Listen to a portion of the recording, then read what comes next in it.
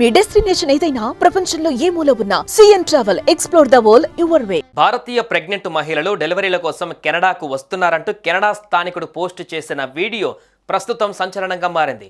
దీనిపై భిన్నాభిప్రాయాలు వ్యక్తమవుతున్నాయి. కెనడాకు చెందిన చాడ్ ఎరోస్ అనే వ్యక్తి ఈ వీడియోను పోస్ట్ చేశారు. స్థానిక ఆసుపత్రిలో ఓ నర్స్ తన బంధువుకు చెప్పిన విషయాన్ని తాను సోషల్ మీడియాలో పంచుకుంటున్నట్లు చెప్పాడు.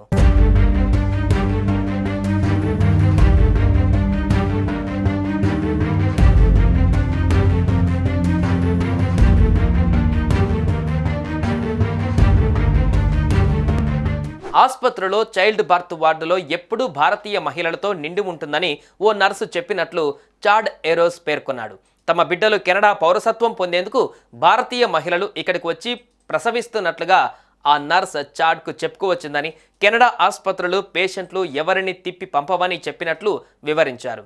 కెనడా హాస్పిటల్లో భారతీయ మహిళలను కూడా చేర్చుకుంటారని, ఇక్కడ పుడితే కెనడా పౌరసత్వం లభిస్తుందని భారతీయ మహిళలు ప్లాన్లో వస్తున్నారని ఆరోపించాడు.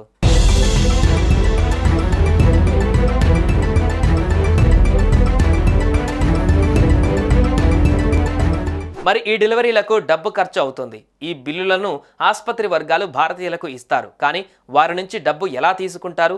భారతీయ మహిళలకు కెనడా హెల్త్ కేర్ సేవలు ఉండవు కదా? డబ్బు కట్టేంత వరకు కెనడా వీడొద్దని కండిషన్ పెడతారా అని కొన్ని సందేహాలను వ్యక్తపరిచిన చాడ్ వివరణ ఇచ్చాడు. వాస్తవానికి ఇలాంటి వారు బిడ్డతో సహా సొంత దేశానికి వెళతారు. ఆ తర్వాత బిడ్డ పెద్దయ్యాక కెనడా పౌరుడిగా ఇక్కడికి తిరిగి వస్తారన్నాడు. ఆ తర్వాత అతడు తన తల్లిదండ్రులు, అక్కా చెల్లెలకు వీసా స్పాన్సర్ చేస్తారు. వారికి ఈ సౌకర్యాలన్నీ ఉచితంగా లభిస్తుండగా భారం మాత్రం కెనడా పన్ను చెల్లింపుదారులపై పడుతుందని చెప్పుకోవచ్చాడు.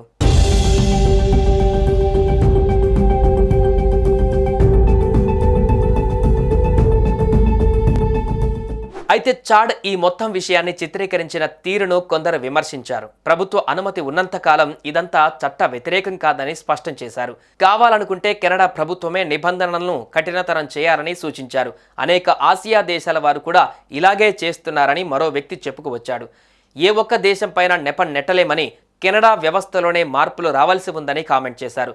ఇలా రకరకాల కామెంట్స్ మధ్య ఈ ఉదంతం వైరల్ అవుతోంది.